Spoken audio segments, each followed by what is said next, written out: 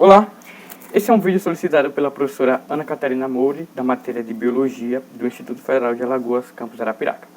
Ele é um trabalho no qual nós devemos assistir o filme Osmose Jones e fazer uso desse material para aprender um pouco sobre alguns dos sistemas do corpo humano, associando o filme ao conteúdo. De início, vamos dar ali uma contextualizada no filme, apresentando seus personagens.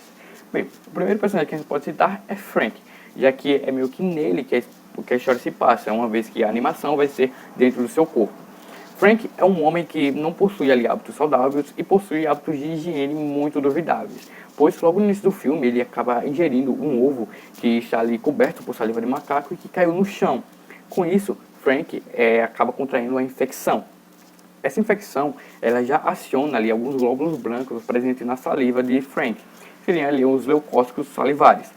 Eles são responsáveis ali pela resposta imediata. E entre elas a gente encontra o personagem principal do filme, que seria ali Osmose Jones.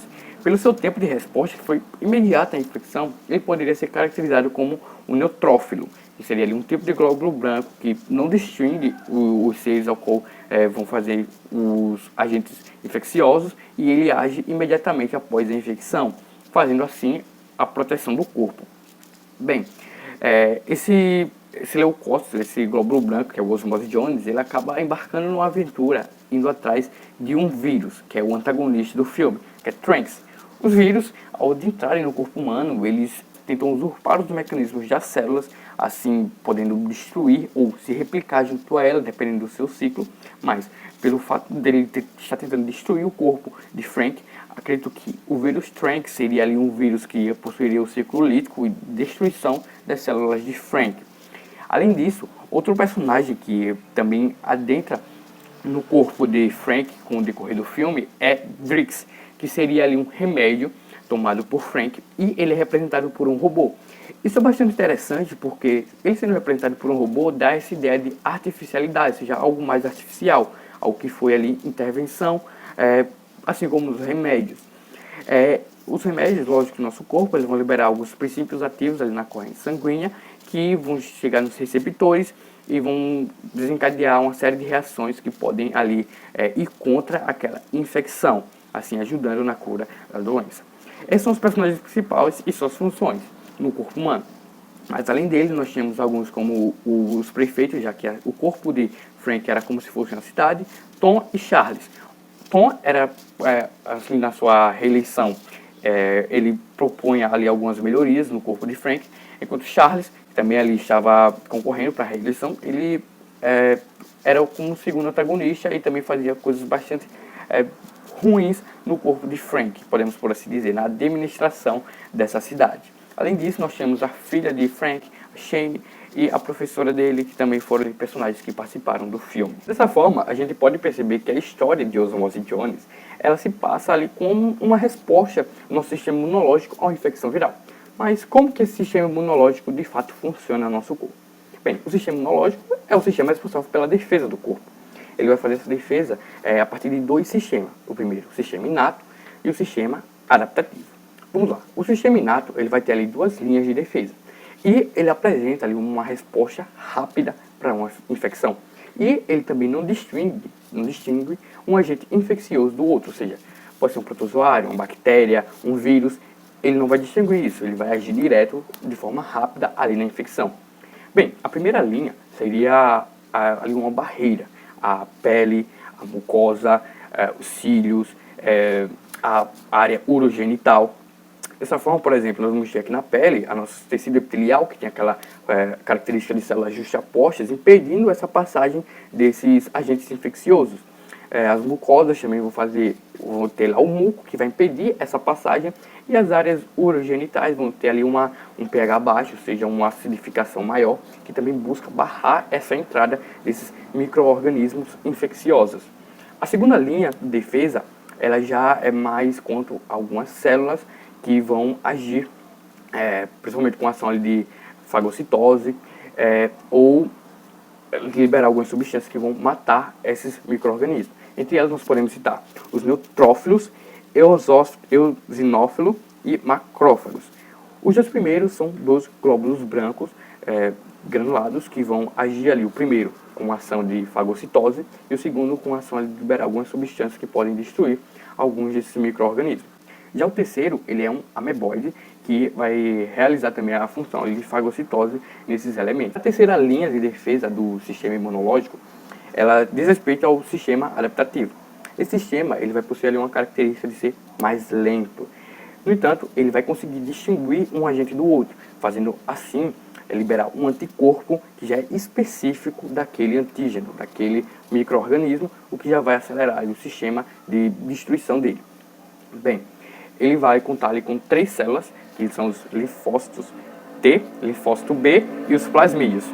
Essas células elas vão ali agir na identificação, os linfócitos T, que vão acionar os linfócitos B, que esses podem acionar os plasmídeos, que vão dar início à produção dos anticorpos, ou até os linfócitos B já podem acionar os linfócitos B memória, e eles serão responsáveis ali pela produção de anticorpos já específicos para esse corpo. Bem, essa característica de reconhecer vai dar a ele justamente essa memória que foi citada.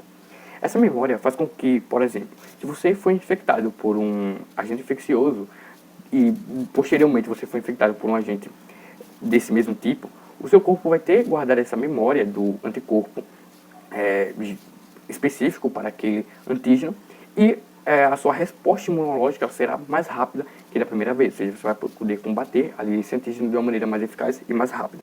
É importante pontuar que também nem tudo que o sistema imunológico nos proporciona é algo positivo. Lógico, ele é essencial para a nossa sobrevivência. No entanto, ele também pode gerar ali algumas doenças que são providas por causa desse sistema imune, assim como algumas alergias, que podem ser provocadas ali como uma resposta de uma hipersensibilização vinda do nosso sistema imunológico, o que faz com que a gente tenha alguns problemas também. Olá, eu vou abordar agora os tópicos 4 e 5 da atividade referente ao filme. Primeiramente, no tópico 4, nós podemos identificar os glóbulos brancos como os agentes de defesa, como policiais e bombeiros. Um desses agentes é Osmose Jones, que é um dos principais do filme. Primeiramente, nós podemos identificar esse Osmose Jones como um glóbulo branco neutrófilo, pois ele é um dos primeiros aí de encontro com o vírus e ao seu combate lá na boca de Frank ainda. E depois nós podemos identificar os eosinófilos, que são responsáveis pelo combate de agentes alérgicos nas narinas, onde a gente pode identificar naquela parte em que Frank começa a espirrar por causa daquele alérgico a pólen. Logo depois podemos identificar os monócitos, que podem ser encontrados na cena em que eles estão limpando a boca de Frank logo após ele ingerir o ovo que tinha acabado de cair no chão. Depois podemos identificar os basófilos, que são representados pelos bombeiros que estão tentando parar a infecção na garganta do Frank. Com relação ao sistema digestório de Frank, nós podemos identificar primeiramente a boca, que com a ajuda dos barcos de saliva começa ali a digestão do alimento. E depois podemos ver o esôfago, quando Frank boceja e Osmose Jones e os outros são sugados para dentro do seu corpo. Depois podemos ver o seu estômago, que é como uma base de recebimento de alimentos e outros objetos ingeridos, assim como é o caso da pílula Drix, que ele ingere. Com a função de retirar os resíduos do corpo de Frank, nós temos o botão do vômito, que é acionado por Osmose Jones em uma parte do filme. Nós temos também o ânus e a bexiga, que é para onde Drix vai quando ele é mandado para fora do... Meu nome é Gustavo Martins, estou aqui para tratar sobre a fase 6, a fase que fala da coordenação nervosa, dos sonhos e do subconsciente. Nesta primeira parte que está sendo exibida, mostra uma parte muito interessante, que é a questão do sistema nervoso agindo. Nota-se que o receptor nervoso principal ele foi afetado, portanto, recebeu uma resposta nervosa para aquele local em forma de uma contração muscular muito intensa, que o personagem diagnosticou como uma cãibra. Nota-se que a característica desse impulso do sistema nervoso é que é um impulso muito rápido. Portanto, difere-se do sistema endócrino, que é um sistema mais lento, um sistema que é apresentado primordialmente nas plantas. Já nós, mamíferos, que possuímos mais o sistema nervoso mais desenvolvido, temos respostas bem mais rápidas do que o sistema endócrino, respostas em fração de segundos, como é no caso dessa cãibra. Nesta parte que foi adicionada a essa edição, nota-se uma cena bastante interessante, que é uma relação entre o consciente e o subconsciente, onde percebe-se que o personagem, ao ser questionado por sua filha sobre a qualidade da sua alimentação, ele acaba mudando de assunto de maneira involuntária, pois nota-se, ao decorrer do filme, que sua esposa morreu por problemas de saúde devido à sua má alimentação. E nota-se que o subconsciente ele sempre irá falar a verdade. Já o consciente irá tentar maquiar coisas que irão afetar o seu emocional. Portanto, de maneira basicamente inconsciente, ele tenta fugir disso, mas no seu subconsciente, ele sabe que o que a filha dele falou é verdade. Por isso que ele está tentando reprimir de maneira inconsciente, como um mecanismo de defesa. Nesta cena, mostra uma sala com o nome subconsciente, onde o vírus entrou. Não se sabe exatamente onde os sonhos são formados, mas sabe-se que em determinadas fases do sono, os sonhos possuem características diferentes. Naquela fase, estava tendo um sonho mais tranquilo. Isso é característico de uma ação cerebral menos intensa, que é a primeira fase do sono. Já após a ação do vírus, começou a ocorrer uma ação cerebral mais intensa, pois tinha a presença do vírus, tinha a febre e, portanto, caracterizou uma fase do sono chamada REM. Essa fase é característica por uma ação cerebral mais intensa, onde os sonhos eles são mais ricos em detalhes, são mais confusos. Que isso é característico de um pesadelo, e foi exatamente o que ele teve na cena. Bora falar um pouco sobre os principais momentos do filme. O primeiro momento do filme, assim, que é mais importante para o contexto da história, é o aparecimento do vilão, que é o Trax. Ele aparece depois do dono do corpo comer um ovo. Ele vem para a boca e lá está um barco de saliva capturando os restos, e ele está dentro de um resto desse. Aparece e já começa a colocar o terror. Joga um dentro do sugador dele e o outro ele toca e termina matando. E incendeia o barco e joga pela garganta.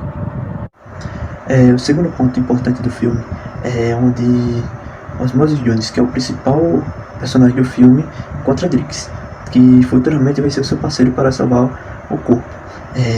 Drix é um antigripal ingerido pelo dono do corpo.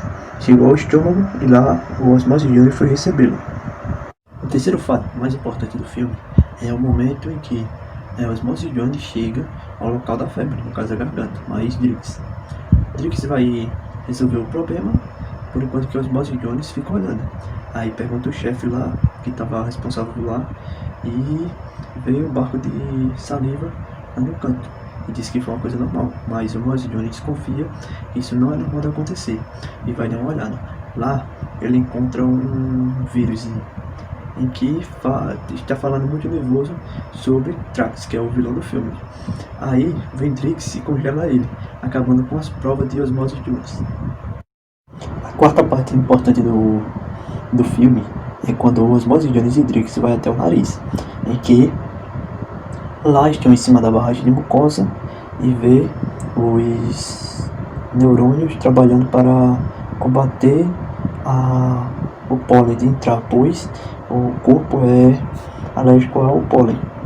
Aí, logo em seguida, o Osmosis Jones vê uma coisa de pólen vindo, pega, brinca com ele e termina deixando passar, assim causando um espirro. Ao causar o espirro, ele se deita no chão e passa. Logo em seguida chega Trax e faz com que a barragem estoure. A barragem estourando, Drix pula lá embaixo e tenta fazer com que a barragem não estoure. A barragem termina estourando e causando escorrimento de excreção pelo nariz do corpo. Assim, Drix se torna um herói e Osmosis Jones vilão da história.